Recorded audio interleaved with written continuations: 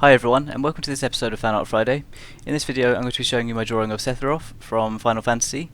I was really excited to see people suggesting this in the comments, and as it was one of my favourite games when I was growing up. I used to play Final Fantasy VII, 8 and 9, and I have some really fond memories of them, so it means a lot more when you are working on something that actually means something to you, and I appreciate that some of you wanted to see me work on this drawing. And as always, if you have any drawing suggestions, then feel free to leave them in the comments below, and I'll be sure to read through them, and I'll pick one for next week. I started off the outlining with some Pigma Micron pens, ranging between 0.2 and 0.5 millimeters, and I kind of went around the planning a little bit differently this time. I spent a little bit more time trying to figure out the actual layout, and I drew the background panel beforehand. I usually left that until the end of the drawing, but this time I planned everything before, and I thought it was a different way to go about it, and it ended up working in my favour. I changed up the thickness of the lines around the drawing just to make it a bit more dynamic. So some of the finer lines are around the hair.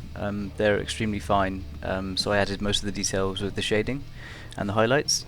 And then some of the thicker lines are around some of the armor details. Added some thicker lines around there just to help to define the shape and to help make parts of the armor stand out from other areas. And then I moved on to the colouring, and for the colouring I used Copic Markers. I started off the skin tones with a milky white Copic marker, and then I added some extra shading with some cool greys just around the edges and around the left side of his face. I added a little bit of extra shading with a lipstick natural pen, just a tiny bit around the underneath of the eyebrows, and then I added the lipstick natural to his lips. I didn't add too much shading to his face. I wanted to keep it quite highlighted. And then for the colour of his eyes I used an aqua and a phthalo blue, just to try and get the blue-green colour of his eyes.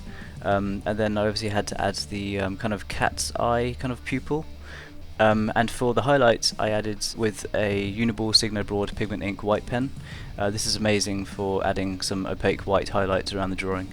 And then the rest of this drawing was actually quite different from my usual drawings, and I just focused on using the cool grey markers and the black Copic marker. The specific cool grey markers that I used ranged between the C1, C3, C5 and C7. I kind of started off by shading with the dark markers and then kind of blended down to the lighter markers. So I started off shading with the C7 and then kind of worked my way down the shades. This worked well when I was shading the armor, and then it really works well when I was shading the feathers on the wing to try and give the feathered effect. And I also added a little bit of highlights to that area with the highlighter pen, just to try and make the feathers stand out a bit more. I also added the highlighter pen around the outside of the character to try and make him stand out from the page, and added with the monotone effect of the comic panel that I added in the background.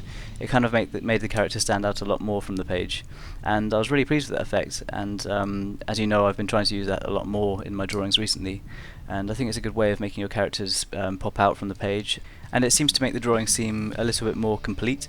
Overall, I was really pleased with this drawing, and I actually really enjoyed working on it. It always means so much more when you're working on a character that you actually want to work on, and I appreciate that so many of you suggested this in the comments. So be sure to let me know what you think, and if you have any more suggestions then feel free to leave them in the comments and I'll be sure to read them.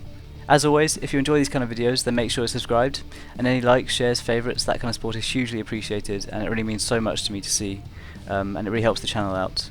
And if you want to contact me via Twitter, Facebook or Instagram, I have all of my links in the description box below, so feel free to contact me there and I'll be sure to get back to you.